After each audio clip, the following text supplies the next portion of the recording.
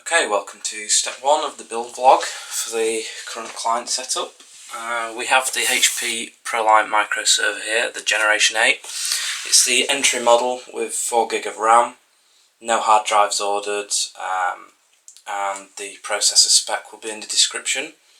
I've ordered another 4GB of RAM. I'm going to use 2 SSDs as the boot drive, and then 2 1TB Western Digital Reds for data. So let's get started.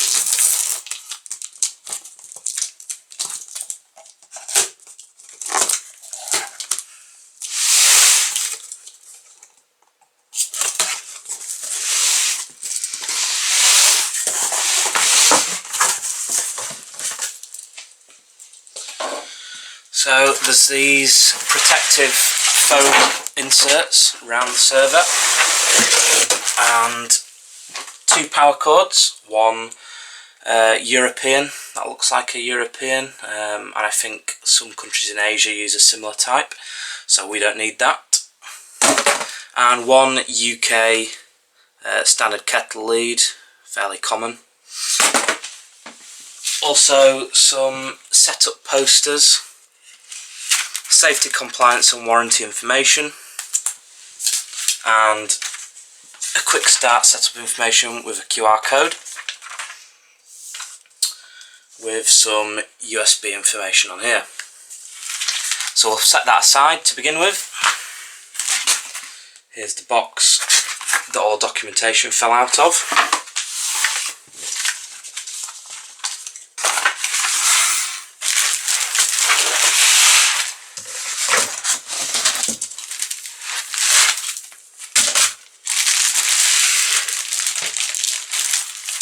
Upside down.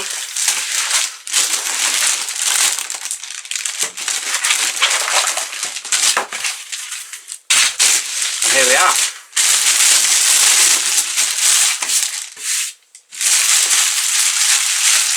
This is the unit itself. I'm not going to do too much of an overview of it. I've seen many unboxing videos of the server before. I'll continue the setup progress when the hard drives arrive and the RAM arrives and the operating system, and I start to install everything. It's going to be the second stage of the build vlog. Just going to insert some RAM. I ordered a base level server with 4GB of RAM. I've purchased another 4GB stick, so I'm just going to insert that. It's Kingston EEC certified memory.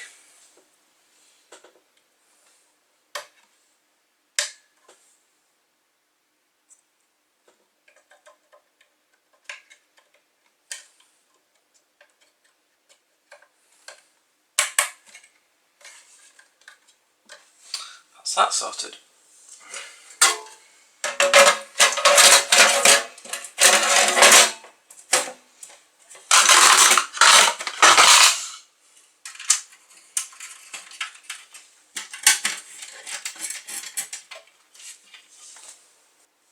Okay, just to show everyone what I do, I don't know if you can quite see in there, but with 2.5-inch SSDs, rather than buying adapters, which I've had quite a bad experience with them always fitting, they don't always fit, and I think it's probably a bit of a waste of money. With the weight of an SSD, as you can see there, the focus isn't brilliant there.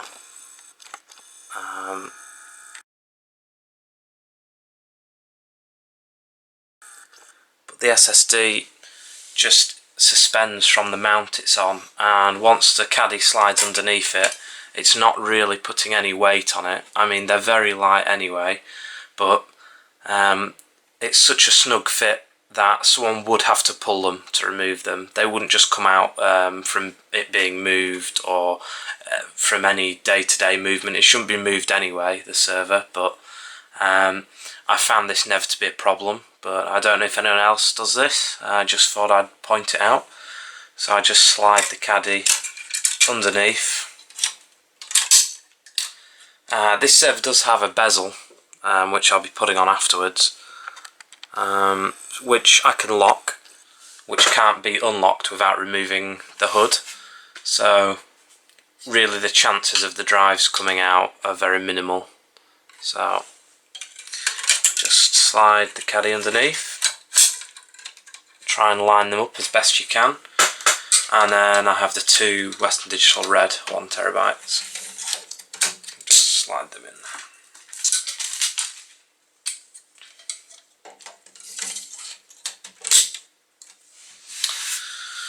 So then the bezel just slides on and is magnetic, and as I said, can be locked with a panel underneath the cover or the hood here. It's round about here, just a blue plastic slide that pushes down and locks the front so it can't be removed. So let's get the operating system installed after we've set up RAID.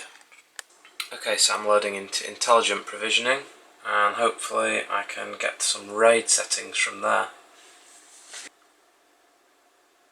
Create an array. I like how responsive this UI is. We're going to do SSD, both of them, create an array, RAID 1, leave everything as is. All looks good. Now create an array, all the hard drives, still on RAID 1, everything the same. That's now the right way around. So that's that done.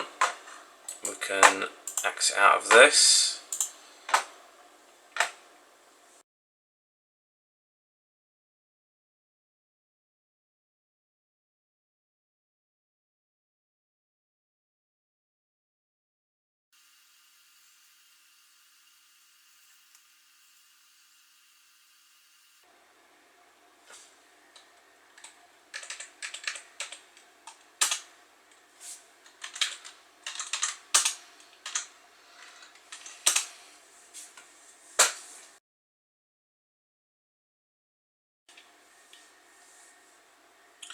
Okay, I seem to remember there being a note with the server which stated you have to inject drivers if you want to use the RAID array to install the OS on, so I shall go and find them now.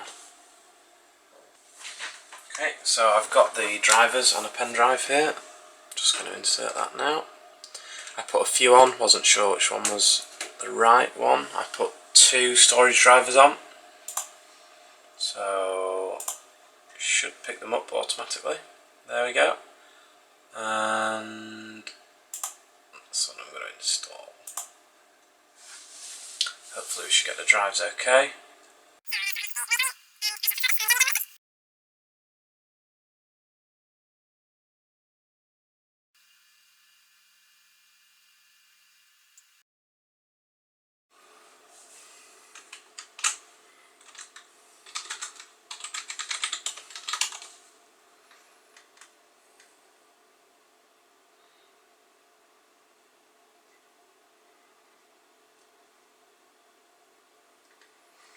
Okay, so I'm going to start configuring the server now, and I'll pick the build vlog up when I make some progress with that.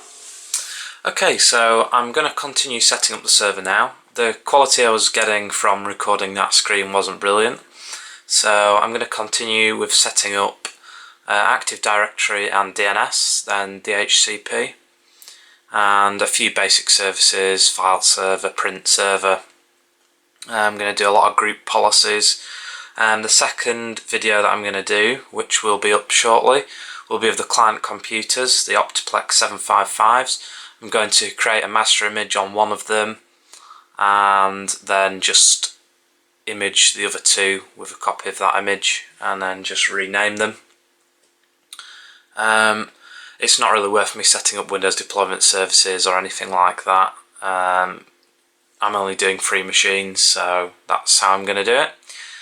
And if you are enjoying the series so far, if you leave me a like, it'll help me judge whether to continue making the videos or just to knock it on the head with one.